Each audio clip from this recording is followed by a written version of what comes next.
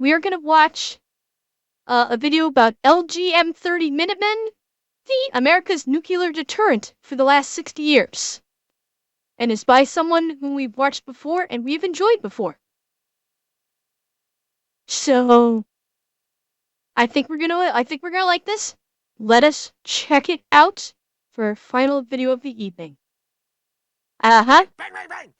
Yes, it is. The United States, the world's first nuclear power, got its hands on nukes 79 long years ago, and for 62 of those years, the venerable Minuteman ICBM, an ICBM being a missile with a range of greater than 3,400 miles, has been a vital...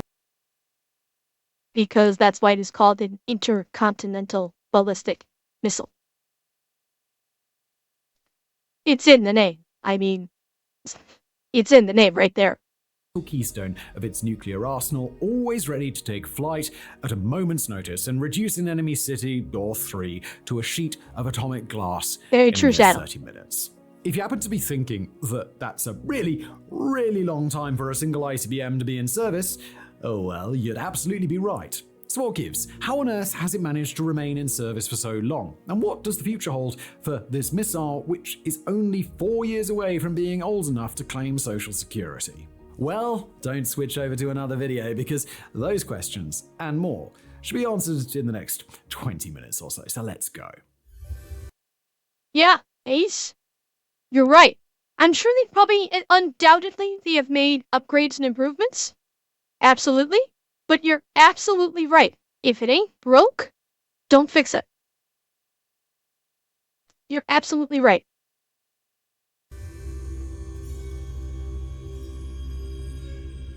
The developments of the Minuteman began in the mid to late 1950s, when the Soviets were really starting to pull ahead with their missiles and the US needed something a bit special to level the playing field. For reference, the US offerings around this time consisted of things like their first ICBM, the SM-65 Atlas from 1959, which, despite having a yield of up to 3.75 megatons and a range of 9,000 miles, was not liked due to the fact that it had to be fueled up before launch, and thus its response time was severely hampered, plus the fact that it was genuinely quite a crude and temperamental thing. They also had the LGM-25C. Well, I mean, Raven, with a lot of these countermeasures, I think when they came out with them, they were quick fixes. You know, they were effectively emergency responses to the looming threats. They saw the looming threats and they said, we need something in place now. So they looked at it short term and they said, let's get something in place now, and then we'll work on getting something longer term. And as it turns out, it worked out really well for long term. Happy coincidence. It's the Bob Ross of missiles.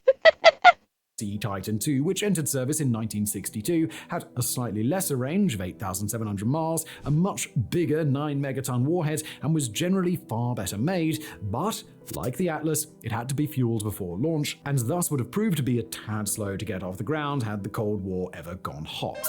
Their need to be filled up immediately before launch was due to the fact that they used liquid-fueled engines. There's many reasons why liquid fuel isn't an ideal choice for ICBMs, but the one we're really interested in is the fact that liquid fuel has a limited shelf life and will eventually separate over time, which is why the Atlas and Titan had to be fueled up before launch, because if they just left them in the silos with the go juice already brimming in the tanks, there's a good chance that the missile would just fail, either in the silo or up in orbit, as the degraded fuel wouldn't combust properly and thus cause all...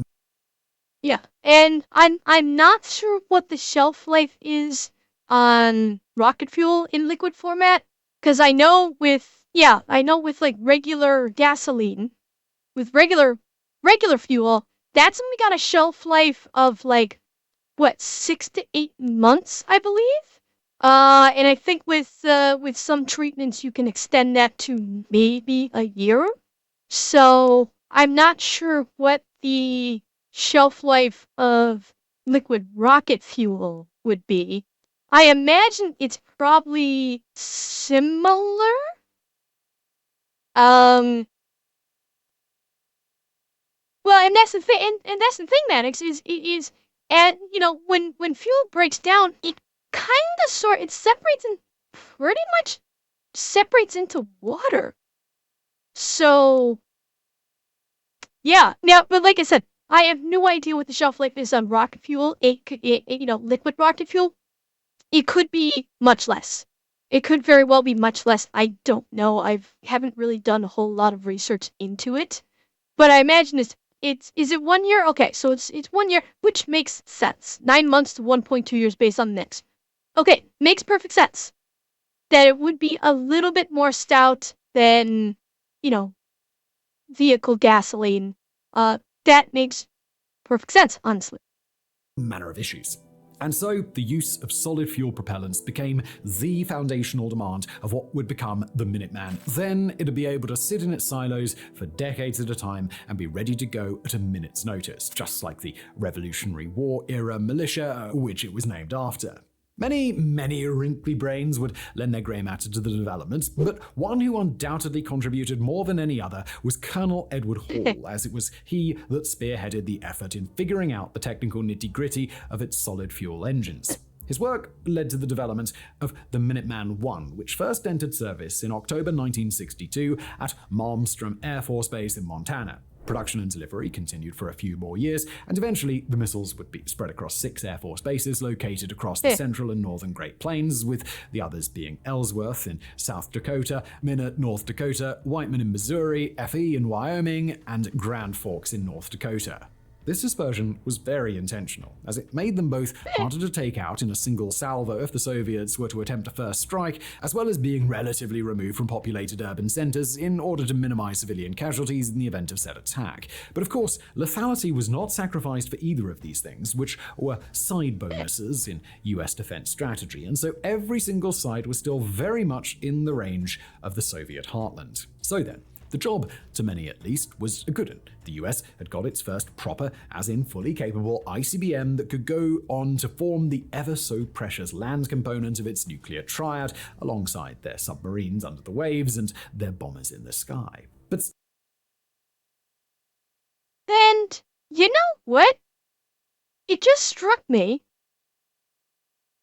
So we've got the ICBMs, which are fantastic, but we now also have the Howlett Tomahawks, which have a range of what was the range of those Tomahawks again?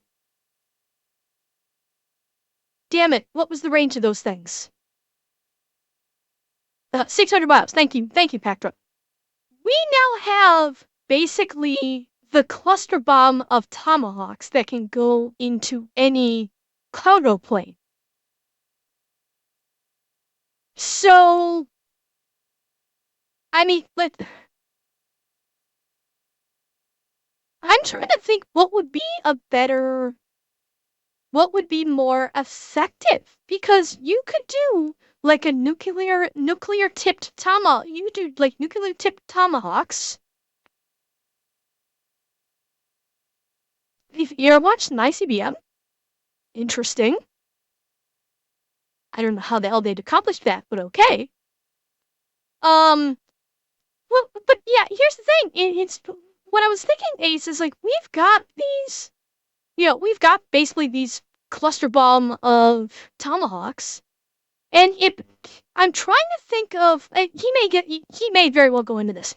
Is what is faster, prepping an ICBM for launch, or throwing a pallet of tomahawks onto a cargo ship and getting that, or onto a cargo plane, and it was like a dragon's breath or dragon's teeth. The name is escaping me. God help me, the name is escaping me. Rapid Dragon. Yeah, thank you.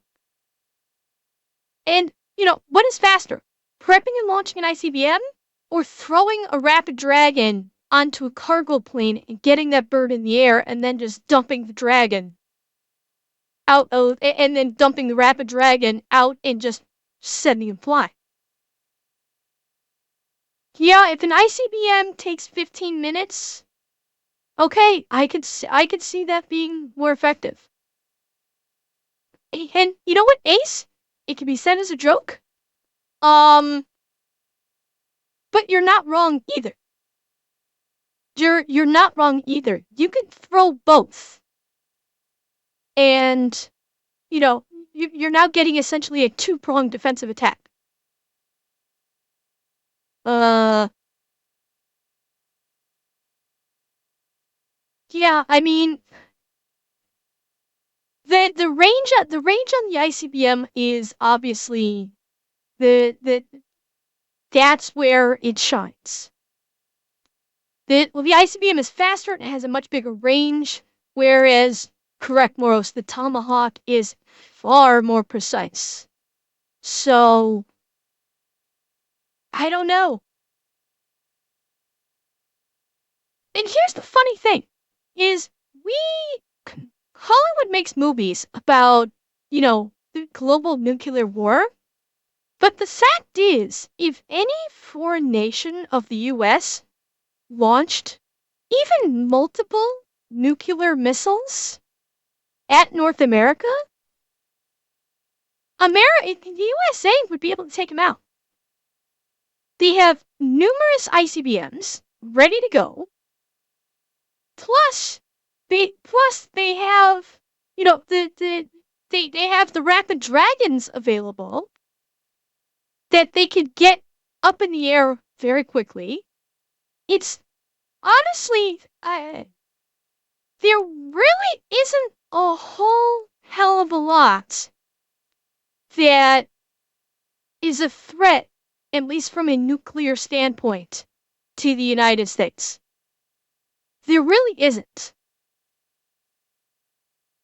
I mean, I can't think of any country that, unless the threat is not so much from a missile attack, it's the threat is going to be more from basically like an unclean you know what, because I don't want to say the word on stream because I don't feel like having my channel nuked from orbit. But an unclean you know what is more of a threat than any missile. And I think that feels true for decades, I would say.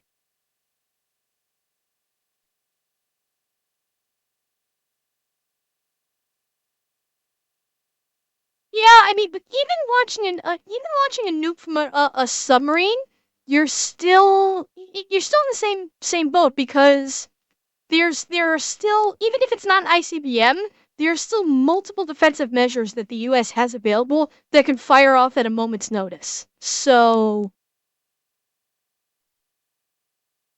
yeah, it's missile a missile attack is not too much of a threat to the United States. It really isn't, I'd say. Still, some in the US defense establishment weren't satisfied, seeing the Minuteman I as a flawed diamond in need of some polish rather than a be-all and end-all wonder weapon, and so work on an even better model began before the final Minuteman I had even been delivered. And so, the Minuteman II entered service in 1965. As for what its improvements were, we'll hold that thought because we're focusing on the story side of the missile at present, and we'll come back to the techie stuff later on in its own dedicated chapter. So look forward to that. But do know this.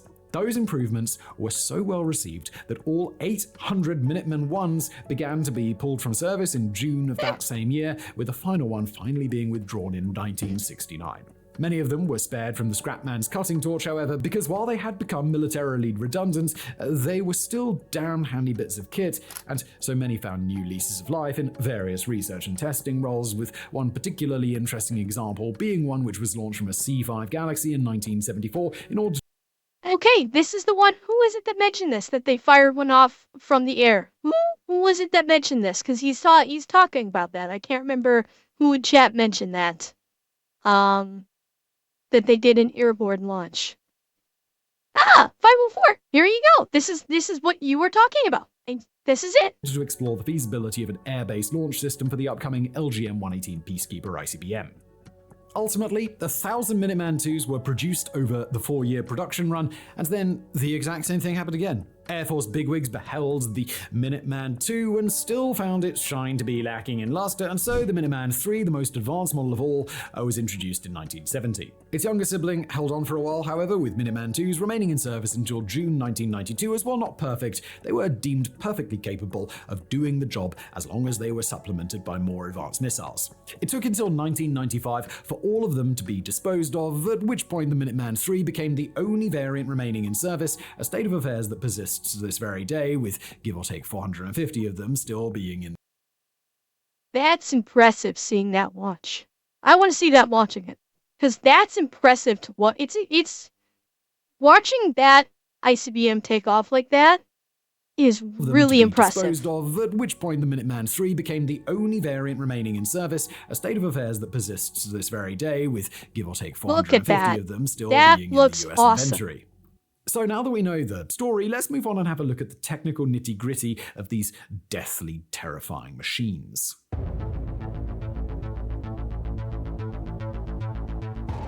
Now let us begin, naturally, with the Minuteman I. Hi, plug. We've already discussed its solid fuel propulsion system at some length, so we don't need to retread old water with that, but we will say that it weighed give or take 65,000 pounds, stood at an inch short of 56 feet, and was 5 feet 6 inches wide at its broadest point. Now that number soup is all well and good if we do say so ourselves, but what we really need to do is add some real-world meaning to it all, and to do so, let us compare it to the rocket that all of you are most likely to be familiar with, thanks to it being in an ungodly number of museums worldwide, and that's the Nazi V2 rocket. In comparison, the V2 weighs approximately 28,000 pounds. Call it twice and a bit longer than the Minuteman I, just for the sake of having a nice and simple difference that your brain can easily work with. As for the height, the V2 stood an inch off 46 feet. As for the width, there's only 1 inch in it, with the V2 being 5 feet 5 inches wide, so no need for any comparisons there. We're sure you will have no issues at all picturing how big that is. Now we have to admit that we've done something a little cheeky here, because what we just discussed wasn't entirely in aid of allowing you to picture how big a Minuteman I is in your minds, although that was certainly part of it. It was also a cheeky segue into a fact that we really want to push deep into your brains: the absurd speed with which rocket technology improved in that period. The V2 took its first flight in 1942, and the Minuteman I came only 19 years later in 1961, and in that time, for the sake of being a little over twice as heavy, only a touch taller, and near as damn it the exact same width, the missile had gone from something that could hit a maximum speed of 3,580 miles per hour to something that could top out at 17,500 mph, albeit in very different ways, because the Holy shit, so that is a change of, hang on, I forgot the numbers. A maximum speed of 3,500 compared to 17,000. Holy shit. That is almost 5 times as fast within 19 years. Almost 5 times as fast. It's not quite 5 times, but it's damn close. More comparable is it's almost 6 times as fast. It's actually closer to almost 6 times as fast in 19 years. That's how greatly improved rocket technology happened in 19 years. Holy shit. And I have to wonder because, a lot of German scientists joined the US after the war. So I have to wonder how many of those German scientists, and I'm not using the N word because obvious reasons, how many of them aided in this dramatic increase in speed. Like, when you combine the German scientists' knowledge of rocket technology and the US knowledge, holy shit. Like, we see the results, and it's fucking impressive. And Big Brick Gaming, thank you for the follow and welcome. at 17,500 mph, albeit in very different ways because the V2 was a single-stage rocket, i.e. one that flew directly to its target and went bang, whereas the Minuteman I was a three-stage rocket, i.e. one that has multiple fuel tanks and motors, each of which is shedded upon ascent to reveal another engine that's more Yes, Morrow's Mach 51, otherwise known as Mach Fuck. To quote a certain someone. efficient in those atmospheric conditions. This continues until you're just left essentially with a warhead in space ready to be propelled down to the ground at insane speeds. But still, the ludicrous leap in tech must be recognized. Then there's the difference in lethality. 2,200 pounds of old-fashioned explosives were in the nose of a V2, compared to the W-59 nuclear warhead of the Minuteman I, which detonated with a yield equivalent to 800 kilotons of TNT, which, to you do the math, means is about 802,000 times larger. As for the later variants of the Minuteman, we won't stress too much about the physical dimensions of them specifically, as they are near as damn it the same anyway. Instead, let's have a look at their improvements and changes to their specifications. For the Minuteman II, its lead improvement was to its inertial guidance system, which made it accurate to a degree. Well, I mean, Tysell, what is America but not a giant melting pot that absorbs everything from the outside to increase its power? That is what America has been from, as a nation. That's what it was from the very beginning, and it's what it continues to be. It is a melting pot that will continue to absorb the best, it continue to seek to absorb the best and the brightest from outside its borders and make it a part of it. Out for the course. Of 1.2 miles originally, and later a mere 0.7 miles, and that's compared to 1.5 miles in the original Minuteman I.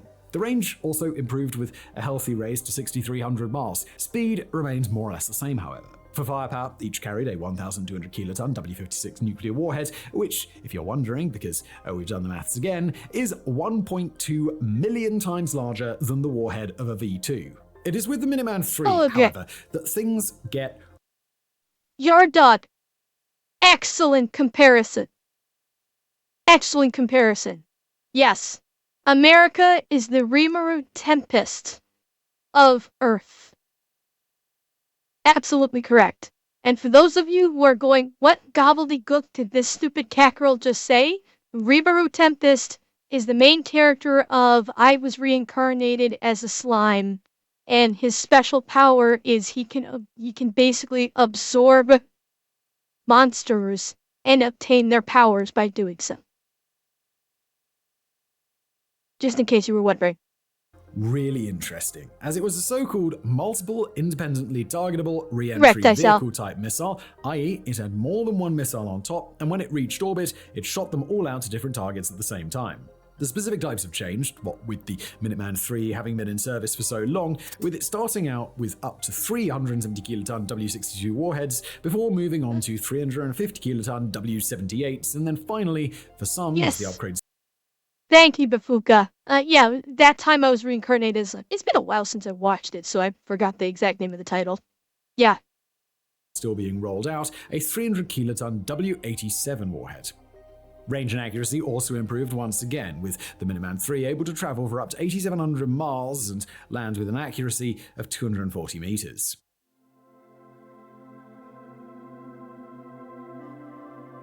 But while the Minuteman, in one form or another, may have served the US dutifully for over 60 years now, all good things must come to an end. There will come a time when, for a myriad of reasons, be they technological, economic, or logistical, the Minuteman simply will no longer be practical as a weapon system, and actually, according to a report by the Center for Strategic and Budgetary Assessments released in 2018 titled Sustaining the US Nuclear Deterrent, that time is rapidly...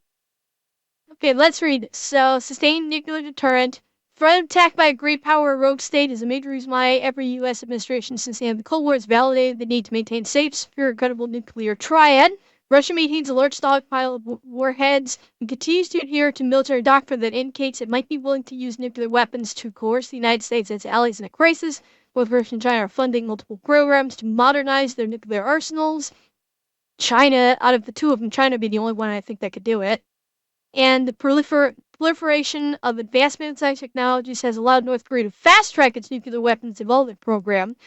Yeah, except North Korea. Good luck, North Korea, trying to actually put together a functioning missile that'll do the job. They're good with short range, but not so great with the long range. Okay.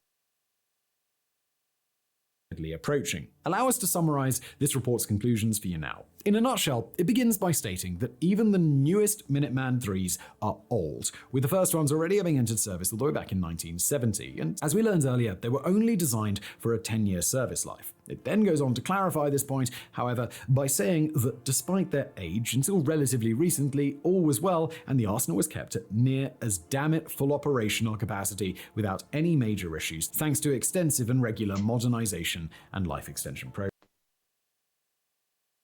Yard dog.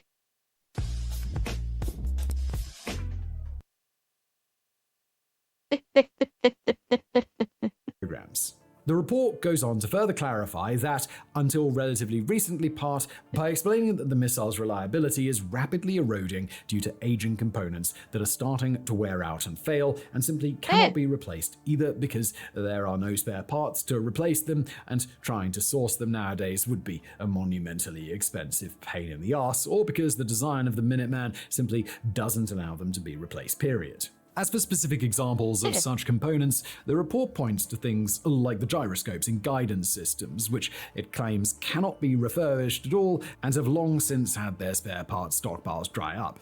It also points to the propellants. That's not good. That's not good if you have a nuclear deterrent whose core components you can't replace anymore if something goes wrong. That's not a good thing. That's actually a little scary to think that we've got technology in these things that cannot be fixed, and if something goes wrong, like one thing goes wrong, it could shut down the entire missile. Yeah, that's actually a little scary. Which will begin to deteriorate to the point of non-functionality in the late 2020s, as even solid fuel has an eventual use-by date, and what's worse, it cannot simply be brimmed up like one would a car. The solid fuel is built into the rocket as though it were a component, and thus it is a real pain in the ass to change it. But it gets even worse, because not only is changing an absolute nightmare, but it's also a nightmare the rocket fuel can only endure once with certainty, and maybe twice if you are lucky, and all Minuteman 3s have already had both their first and second stages washed out and repoured once before. As for the third stage, because it's made out of a specific and still seemingly classified composite, it cannot survive being washed out even once, and would instead need to be fully replaced. To put it bluntly, in the coming years, the Minuteman arsenal is absolutely f***ed. This then raises a question. Wait, Tysell, 2 nukes that fell out of the bus in North Carolina. What?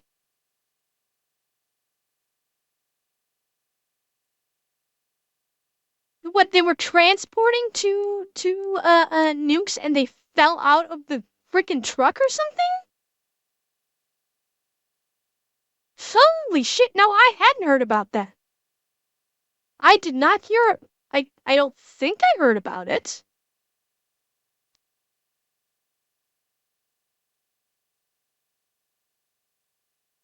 Yeah, oh, they fell out of a bomber. Holy shit. I had not heard about that. No. I had not. Wow. They crashed the bomb. Jesus, that's a case of everything going wrong and having the absolute luckiest eventual outcome. Fuck.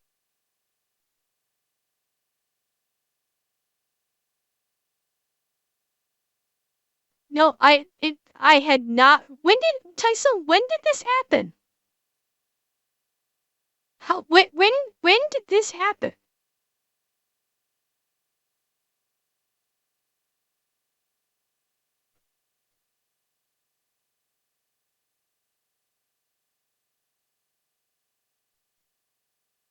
it happened back in the 70s. Okay. Oh, it happened in the 60s. Okay. So that would I thought it was something that happened much more recently. Okay. Then that kind of makes sense that I didn't hear about it. Okay. Okay, that's why I probably didn't hear about it cuz I know a reasonable amount of military information.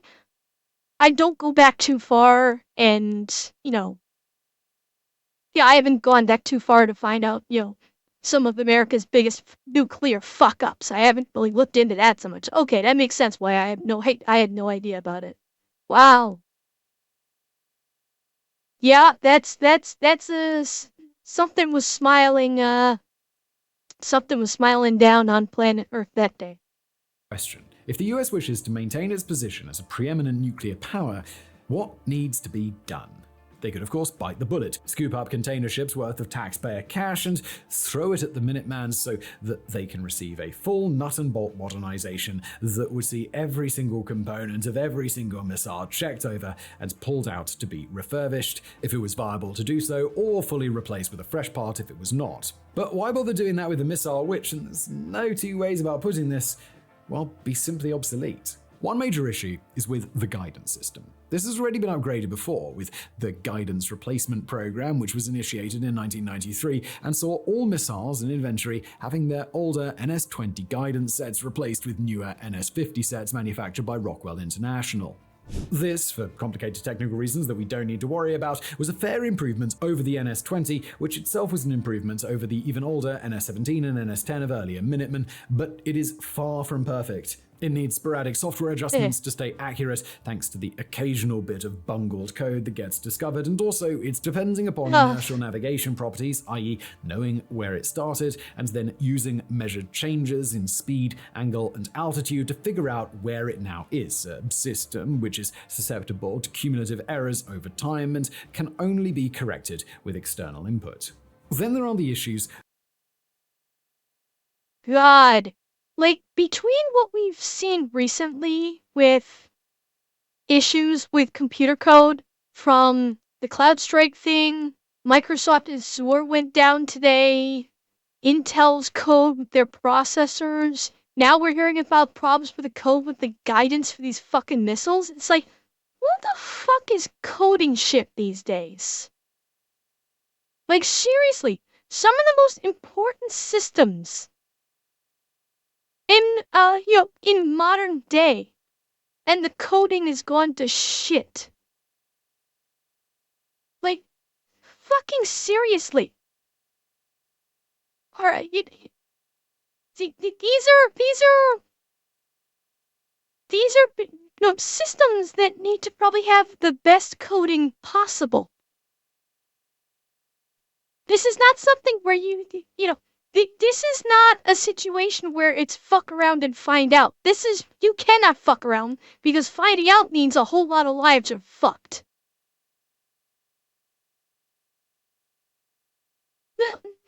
Maddox unless I was mishearing him, you saying that the new guidance system that went into this, was not analog.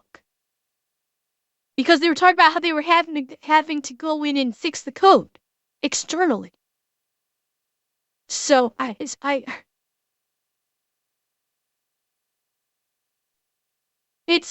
we are relying too much upon the problem we're running into is we're relying way too much on computers, but we're also not holding the people that make the code to a higher standard. We are lowering our standards in terms of the people that are doing the coding. And this is only going to be leading to more failures. I frankly, with all the problems with code that we're seeing lately, with all these failures, I'm afraid of where this is going. Like, what is going to shut down next? And that is what worries me. Like, what if the next thing that goes down is all the banks go down for like a week? What's going to happen to people if banks go down for a week? Because not many people have all that much cash on them anymore. So, Yeah, it's becoming scary. It is. With its re-entry vehicles, which do not have terminal guidance systems, i.e. a guidance system that can steer and guide them after they have separated from the main stage of the missile. Instead, they simply follow a ballistic arc akin to an artillery shell. This naturally isn't ideal because should said arc be messed up in orbit, that's it. Your missile is going where it's going, end of discussion. It should be stressed, however, that this tech, which is very common on smaller missiles, think AA missiles or even short and medium range ballistic missiles, has typically not been incorporated into any nation's ICBMs historically, but that's rumored to change with Russia's new RS-28. Also to note is the Minuteman's vulnerability to integrated air defense systems, cyber threats, and electronic warfare capabilities. These modern defense mechanisms are designed to disrupt or destroy incoming missiles, and the Minutemen, initially conceived as it was in the late 1950s and early 1960s, Mannix? That's fucking scary. It's not surprising in this day and age, but it is fucking scary.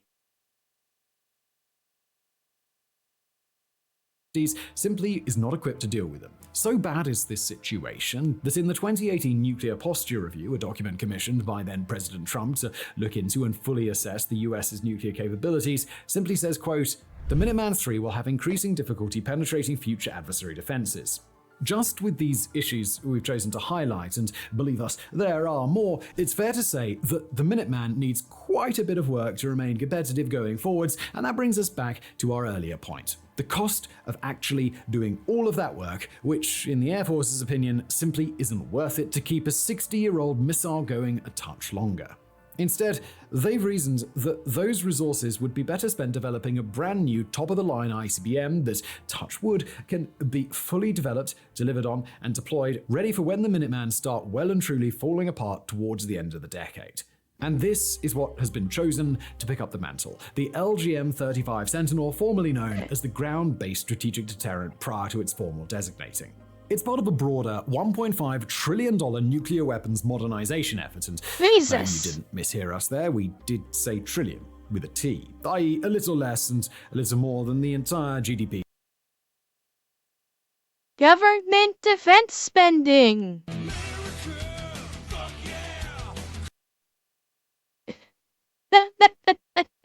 Of Spain and Indonesia, respectively. Just to give you an idea, beyond just the adoption of the Sentinel, the effort will also see the replacement of the Ohio-class ballistic missile submarines with the new Columbia-class, the introduction of the B-21 Raider stealth bomber, which will replace the aging B-2, life extension programs for existing warheads such as the B-61 gravity bomb and the W-88 warhead, and the introduction of new warheads like the W-87-1, and so on and so forth.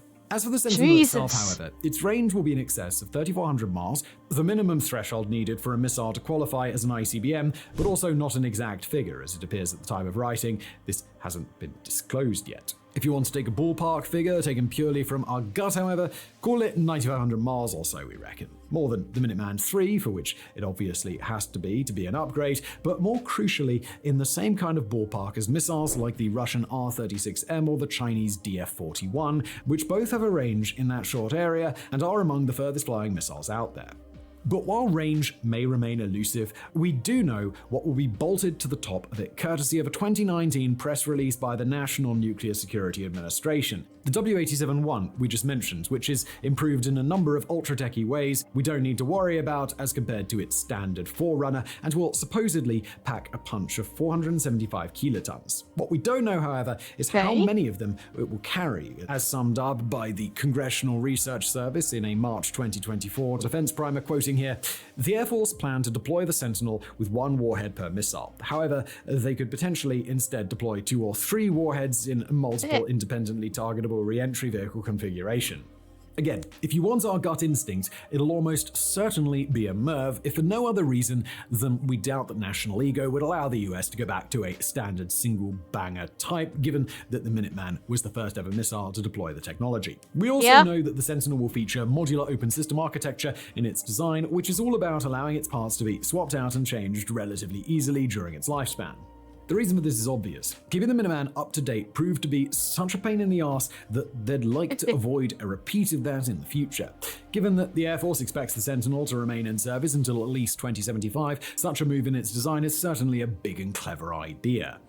For its motors, we know that it will be a 3-stage design and use solid fuel in all of them. Testing of these is underway as we speak, with the first stage having undergone a full-scale static test fire in March 2023, with the second stage following it in January 2024. As for when we can expect to see it reach service, the current timeframe has the Sentinel reaching initial operational capability by 2029, with a full operational capability of 400 missiles expected to be achieved in 2036. Included in this timeframe is the decommissioning of the Minutemans, which the Air Force is currently vague on when it comes to specifics, with most releases on the matter saying words to the extent of they'll start going out when the Sentinels start coming in. And that's honestly the smart way to do it. You don't want to broadcast to your enemies across the world, hey, we're starting to take down our nuclear defense deterrent. So that makes perfect sense why they're not talking about that, why they're not making press releases about that. Unlike certain individuals who love to be in the press, this shit you don't want to be in the press.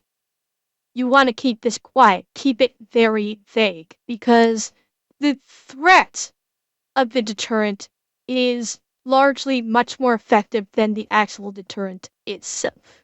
So yeah, it makes sense that the Air Force would talk about this. It's not at all surprising. And the cost of it all, you ask? At present, it's estimated to be about $95.8 billion of that $1.5 trillion total modernization budget. And they better be praying that it doesn't become another endless delayed defense project, because, as we have seen, given the state of the Minutemen arsenal, they have left it a bit down to the wire with this one.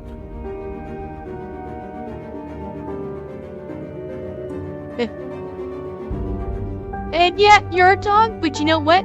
3 is better than 2.